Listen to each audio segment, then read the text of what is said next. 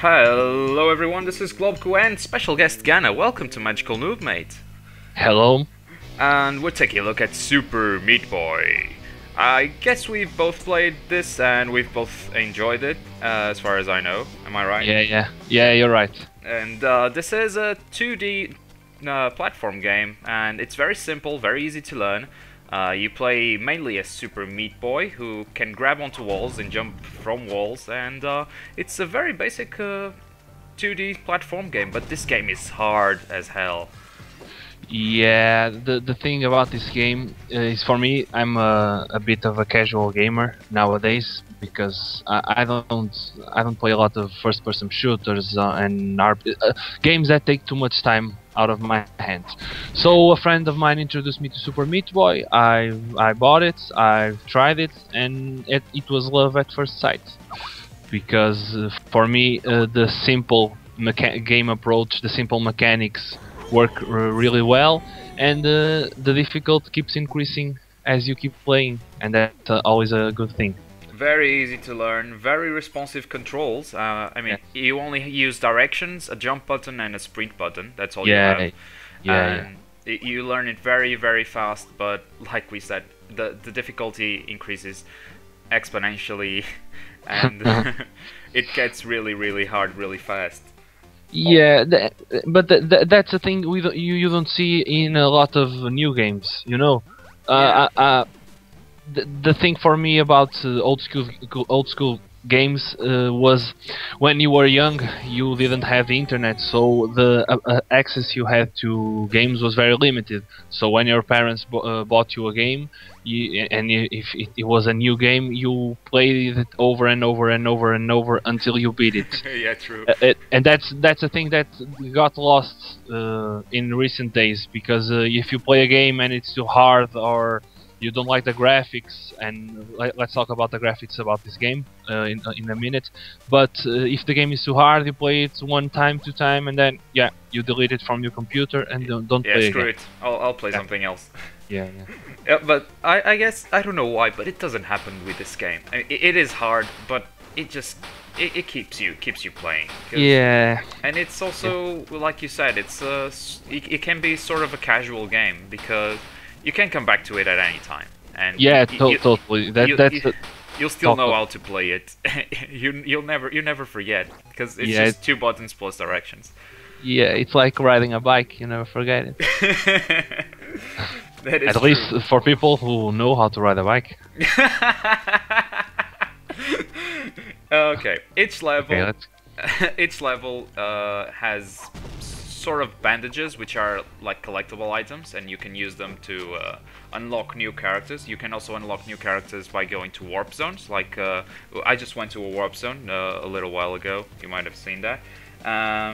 You also have to beat a certain time to get this grade A+ that you are seeing on the screen right now.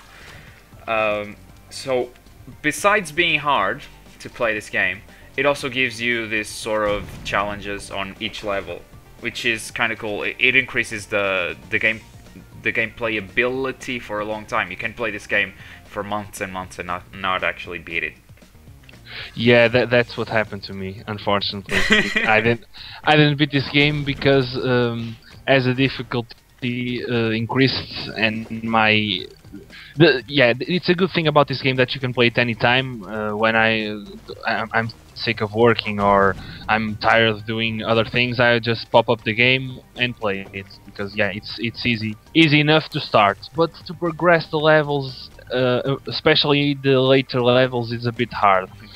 And I'm just a casual gamer. I don't have that drive to play the game until the end, but I've seen friends who did, and it gets challenging, but in an interesting challenge towards the end.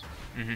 That's my opinion. And I was talking about this game yesterday to a couple of friends, and they asked me if I had already beaten this game.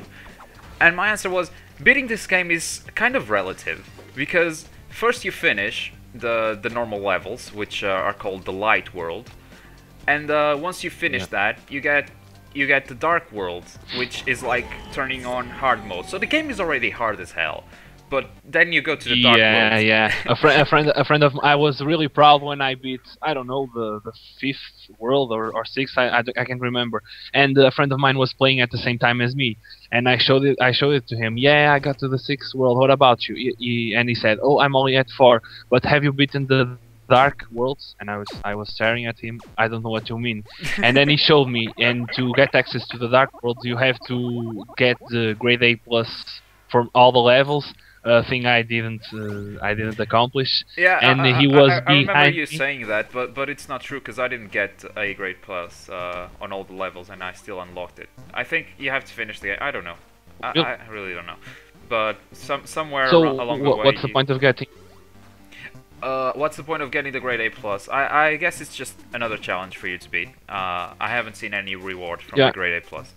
Now the bandages give you the characters. This is a warp zone where I unlock this character I'm playing right now. It's a Commander Video from Bit Trip Runner, I think.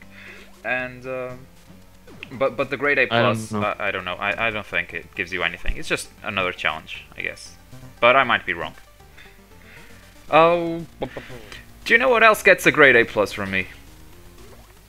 Tell me. The soundtrack of this game. It is epic. It is so good. Yeah, yeah.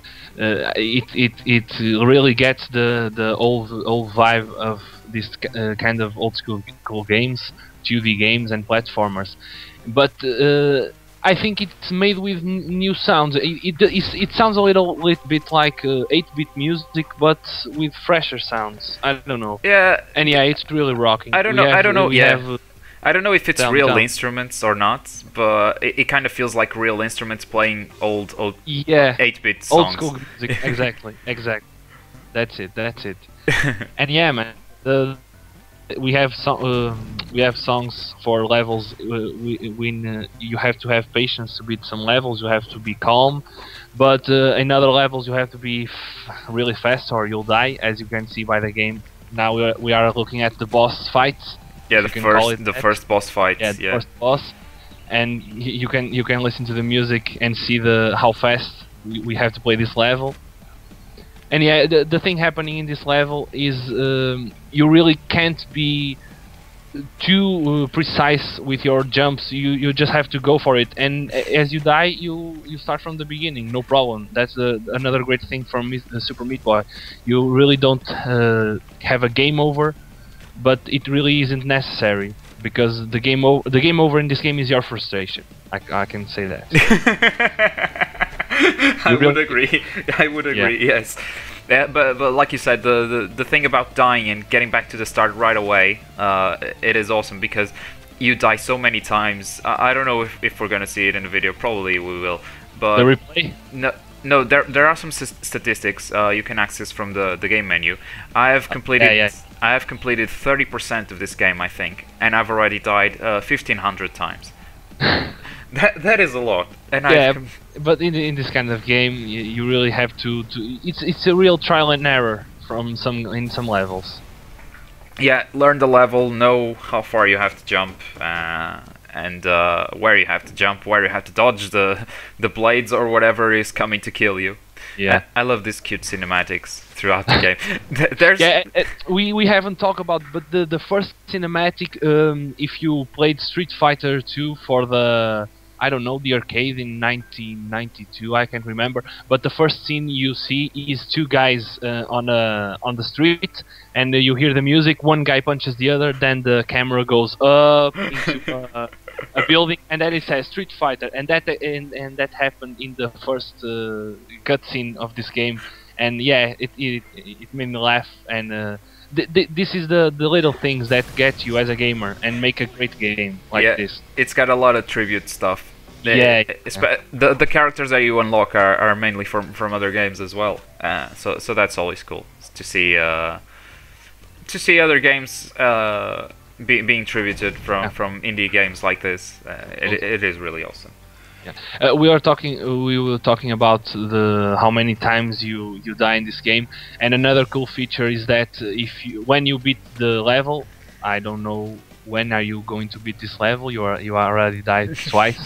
Okay, 3 times. But the thing that also is really cool is when you beat the level, you can check the replay.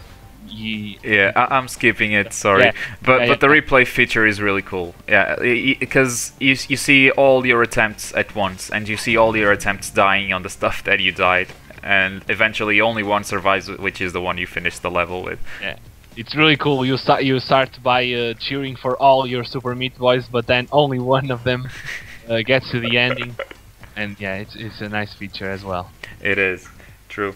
Right, so, general opinion about this game, final thoughts. For me, it's a very good game for casual playing, but it's got the really hard difficulty attached to it, so if you're a more hardcore gamer, you won't be disappointed by this game, because it is hard, and you can make it harder by going to the dark world or challenging yourself to do the A grade plus times, or catching all the characters, all the bandages. So there is a lot to this game, and you'll be satisfied if you like 2D platforms, of course. Whether you're a casual or a hardcore gamer, it doesn't matter. As long as you like platforms, I think this is the game for you. My thoughts about this game. Bottom line is, it's a great game. It has good 2D graphics. The music is awesome. It really gets you through some levels, and you start hearing the music. You want to end the game, but you just have to play one last time. As you said, I don't think the difficulty curve is too steep in the beginning, so you can beat it. I don't know, in about 10 minutes you beat the first, I don't know, 20 levels or something. But yeah, as you progress the game, you really have to be precise and keep practicing, and for the hardcore gamers, this is a great game. Props for the creators of this game. The thing that plagues the current gaming scene is repetition. I hate sequels if they aren't doing it properly. I hate restyling of old ideas. This is not the case. This is really just a awesome 2D platformer, and it doesn't copy any other 2D platformer, which is good.